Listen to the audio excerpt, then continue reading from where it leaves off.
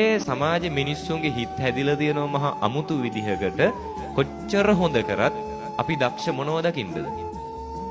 වැරදි දකින්නනේ. මේ ලංකාවේ තියෙන කැතම ලංකාවේ තියෙන ගණ්ඩ දෙයක් නැතිම මේ වැඩකට නැතිම ගම මොකද්ද?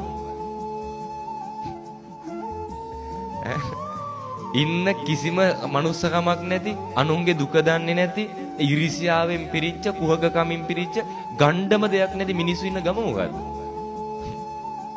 අන්න හරි. මොකද්ද? අපේ ගම. ඕක ආයි මේ ලංකාවේ කොහේ ගිහිල්ලා හැව්වත් හැමෝගෙම උත්තරේ මොකද්ද? අපේ ගම. තමන්ට තමන්ගේ ගම තමයි මේ ලංකාවේ තියෙන හොඳ නැතිම ගමනේ. ඇයි එහෙම වෙලා තියෙන්නේ?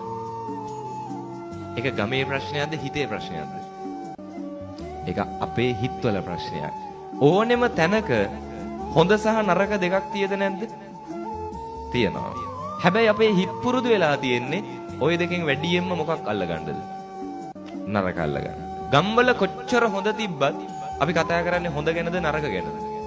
නරක ගැන විතරයි. ඒ නිසා කවදාවත් අර හොඳ වැඩි ඉස්මතු වෙනවද? නෑ. ඒ නිසා අපේ ගම හොඳයි කියලා කියන්න දේවල් අපිට වැඩිය තිබුණත් ඒව මතක නැහැ. මතක තියෙන්නේ මොනවද? මේක නරකයි කියන්න හේතුමයිනේ. හරිද? ඒකනේ දැන් ඔය සාමාන්‍යයෙන් ගම්වල කවුරු හරි හොඳ දෙයක් කරොත් අපි අගය කරනවාද? අගය කරද්දි මොකෝ කියන්නේ? ඕව තැන් වල කියන්න එපා. ඕකුන්ගේ ඔළුව ලොකු වෙනවානේ. ඕකුන්ගේ ලොකුකම වැඩි වෙනවා. නේ ඕකුන්ගේ තියෙන තත්ත්වය උඩ යනවා. මොකටද උඩ තියන්නේ? ඕව ඕනට වැඩි අගය කරන්න එපා. කියනවද නැද්ද? කියනවා. මොනව කරද්දිද? හොඳ කරද්දි. දැන් ඔයාලා ටික එකතු වෙලා මේ පොඩි දරුවනේ අද මේ තරුණයෝ ඔයාලා එකතු වෙලා පින්කම කරන්න. කල්ලි ඉවරලා මේක ඕනෝට වැඩිය ගමේ කියවන්න යන්න. මොකෝ කියන්නේ?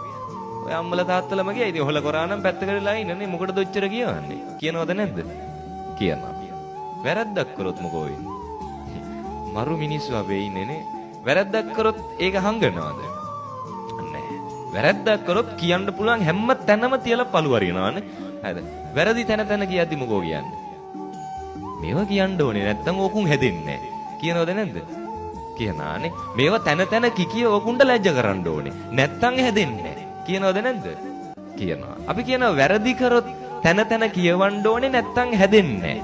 හොඳ කරොත් තැන කියවන්න හොඳ නැහැ. එහෙම වුණොත් එවුන්ගේ ලොකුකම් වැඩි වෙනවා. කියලා හොඳ වහනවා.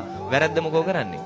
ඉස්මතු කරනවා. ඒ නිසා මේ ලෝකේ තියෙන නරකම පවුල මොකද්ද? අපේ පවුල. මේ ලෝකේ තියෙන නරකම ගම මොකද්ද? අපේ ගම. මේ ලෝකේ තියෙන නරකම අසල්වැසියා කවුද? අපේ අසල්වැසියා. නේ බලාගෙන ගියාම මේ ලෝකේ නරක හැම දෙයක්ම තියෙන්නේ Tamanට. ඇයි? ඒක අනුන්ගේ ප්‍රශ්නයක් නෙවෙයි කාගේද? ඒක අපි දකින්න විදිහේ ප්‍රශ්නයක් නේ. මතක තියාගන්න හැම දෙයක්ම ජීවිතේ පුරුදු වෙන්න ධනාත්මකව දකින්න නේ. ප්‍රශ්න ආවත් ඒ ප්‍රශ්න ඇස්සේ ධනාත්මක දෙයක් දකින්න.